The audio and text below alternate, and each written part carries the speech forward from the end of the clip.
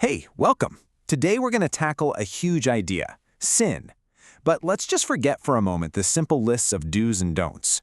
We're going way back to the very beginning to try and uncover what the source text we're analyzing says is the one single foundational idea that makes an action a sin in the first place.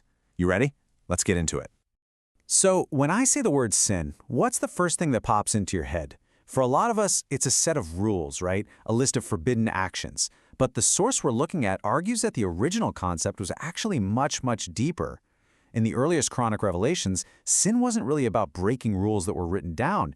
It was about something happening inside of us. So here's how we're going to break it down. We'll start with the very first idea of sin mentioned.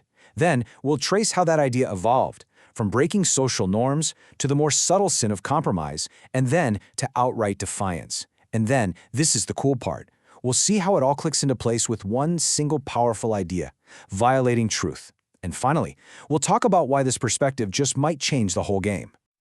All right, first up, what was the first sin? The source we're examining points out this really fascinating puzzle. You see, the early Quranic texts mentioned sin long before a formal set of laws even existed. So, if there were no rules to break, what could people possibly be sinning against?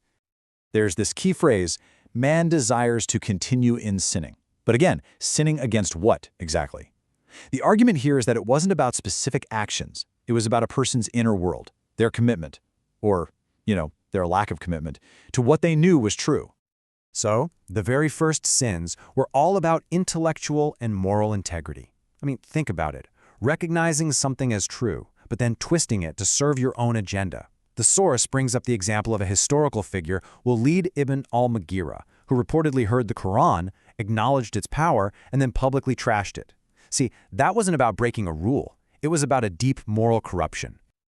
Okay, so from this general idea of moral corruption, the concept of sin starts to get a little more specific.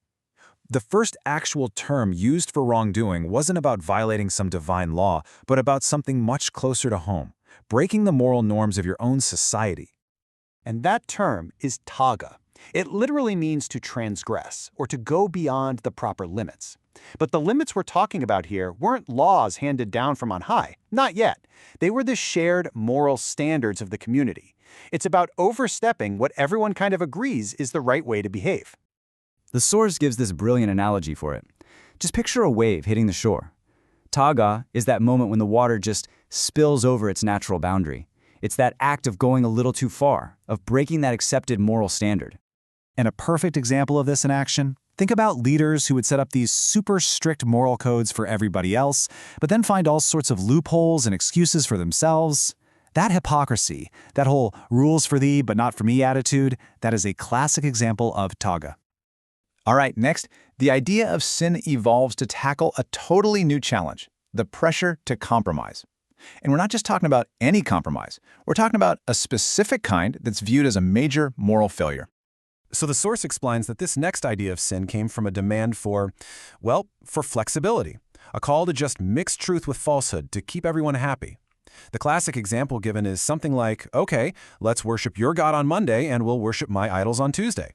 This watering down of truth, this refusal to take a clear stand, that was identified as a form of hypocrisy and a sin. And the source uses a really powerful analogy for this. We all know that 2 + 2 = 4. It's just a fundamental truth. Well, the sin of compromise is like someone coming along and saying, hey, to keep the peace, how about we just agree that on Fridays 2 + 2 = 10? You see the point, right? You can't compromise on foundational truths without basically destroying the meaning of truth itself. Now we get to a third level of sin. This one is even more serious than breaking norms or compromising. This is about a conscious, deliberate rejection of a truth you know, deep down in your heart, is real. The term for this is an indeed, and the source defines it as this profound kind of intellectual dishonesty. It's when your heart knows something is true, but your tongue, what you say and do, deliberately declares the opposite. It's a conscious defiance of your own conscience. So let's just quickly recap the journey so far. We started with taga, which is breaking moral norms. Then we moved to hypocrisy, which is compromising the truth. And finally, anafat, which is consciously defying a known truth. Do you see the common thread here? What ties all of these together? And this, right here, is where it all connects. We've looked at these different ideas of sin, and now we're about to uncover the one single principle that the source argues is the root of them all. You know, whether it's transgressing moral norms, or compromising on your principles, or consciously lying about what you know to be real, they all stem from the exact same root cause. The violation of truth. This is the core argument of this analysis. At its absolute heart, sin isn't about breaking a specific rule on a list. It's any action, any thought, any word that goes against what is fundamentally true. So how exactly is truth violated? Well, the source breaks it down into 3 key ways. First, you can suppress it. Just push it down and deny it exists. Second, you can hide it. You know the truth, but you keep it from others. Or third, you can alter it. You actively twist it into a lie. And this framework is so powerful, it even changes how we understand other big concepts. Take Zulm, or injustice. The source argues that injustice is, at its core, a violation of truth. And why is that? Because when you deny someone their rights, you are suppressing a fundamental truth, the truth of their inherent worth and what they are owed.